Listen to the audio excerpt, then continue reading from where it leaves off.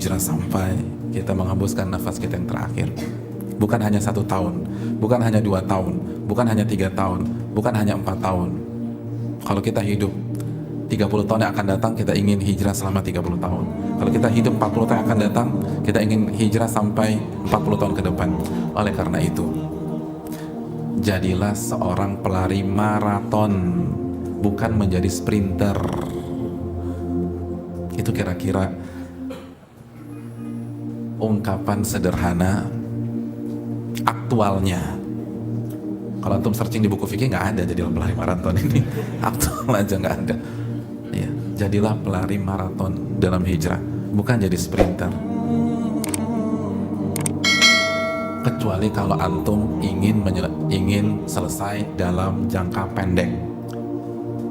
Kalau antum lomba cuma 100 meter, 200 meter, paling jauh 400 meter, betul. Sprint, lari sekencang-kencangnya 100 meter. Tapi kalau antum ingin lari 50 kilo, sekali olahraga yang lagi booming di anak muda ini lari. Kalau antum ingin lari 60 kilo, antum sprint nggak? Enggak, antum nggak akan sprint. Kenapa antum nggak sprint? Karena kalau antum sprint, di kilometer kedua, antum keluar dari area pertandingan, nggak bisa. Jangan sprint, jadi pelari maraton. Jangan juga diem, ditembak antum diem, jangan, lari.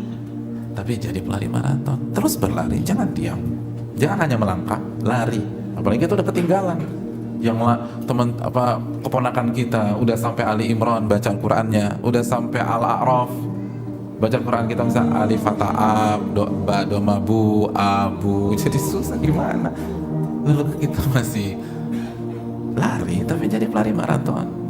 Jangan terlalu cepat, tapi jangan diam juga, apalagi mundur. Lagi muter balik, nggak ada orang lomba lari ada muter balik tuh, nggak ada. Terus lari ke depan. Ini dalam, hadirin.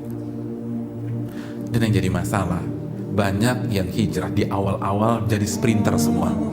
Semua dikejar sama dia, semua dibaca, lalu langsung dipraktekkan di dalam keluarganya. Bukannya praktekkan, didakwahi semuanya, dikumpulin tuh seluruh keluarga besar. Seperti Nabi mengumpulkan orang-orang Quraisy. Ya benar, Nabi mengumpulkan orang Quraisy itu setelah berapa tahun beliau eksis dengan mereka. Gak bisa. Semua kajian dikejar, semua dikejar. Gak ada ulama begitu. Ulama belajar satu-satu. Dan wajar secara psikis seseorang yang sedang menikmati hal yang baru itu cenderung berlebihan. Kayak anak kecil, dapat mainan baru dimainin terus tuh. Tapi kalau orang tuanya tidak punya manajemen waktu dan frekuensi, saat si anak mainkan mainannya, kira-kira bosannya kapan? Cepet. Beda dengan yang dibatasi, kamu hanya boleh main di weekend ya, 3 jam. Itu lama tuh. Jadilah pelari maraton. Lari tapi bertahap. Lari tapi bertahap. Itu metode Allah dan Rasulnya. Kenapa Abu Bakar bisa eksis, Umar bisa eksis, Ali bisa eksis, Utsman bisa eksis? Karena mereka pelan-pelan, hadirin. Allah berfirman dalam surat Al-Isra ayat 106, wa Qur'anan faraqnahu litaqra'ahu 'alan nasi 'ala mukth wa nazzalnahu tanzila. Al-Quran kami potong-potong saat kami turunkan, potong-potong, nggak komplit Al-Fatihah sampai An-Nas langsung disuguhkan, kami potong-potong. Biar apa? Litaqra'ahu 'alan nasi 'ala mukth, agar Anda wahai Muhammad menyampaikan kepada manusia sesaat demi sesaat, potongan demi potongan, pelan-pelan, mukth, jeda dulu. Lanjut lagi, jeda dulu. Gak sprint, enggak. Wa nazzalnahu tanzila, dan kami turunkan itu secara berangsur-angsur. Ini blind spotnya orang yang hijrah. Karena mereka berpikir yang mereka lakukan jelas-jelas ibadah, tapi mereka lupa setiap ibadah ada dosis. Sebagaimana sholat rakaatnya ada dosis, ngaji juga harus ada dosis. Yang kita baca juga harus ada dosis. Perubahan dari satu fase ke fase yang lain harus ada dosis. Kalau nggak bisa.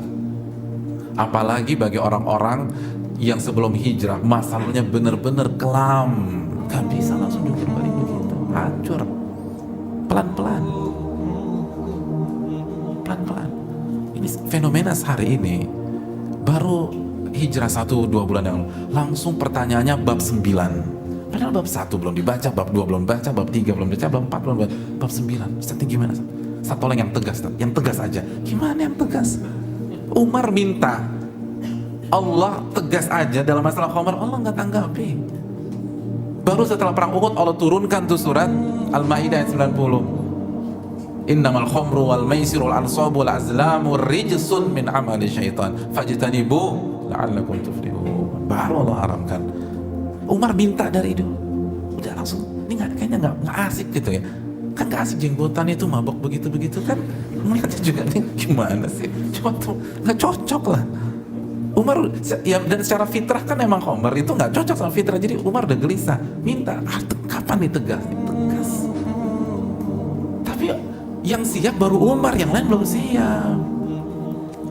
Sebagaimana ucapan Aisyah radhiyallahu taala anha yang pertama dalam hadis Bukhari, Aisyah mengatakan yang pertama kali turun itu ayat-ayat tentang surga dan neraka, sampai manusia sudah mantap benar imannya, baru turun halal dan haram, baru turun hukum,